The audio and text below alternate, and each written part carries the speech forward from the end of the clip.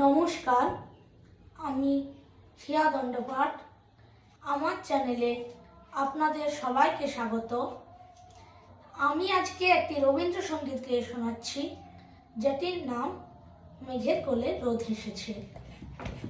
মেঘের কোলে রোদ হেসেছে, বাদল গেছে ডুবে, আহা হা হা হা।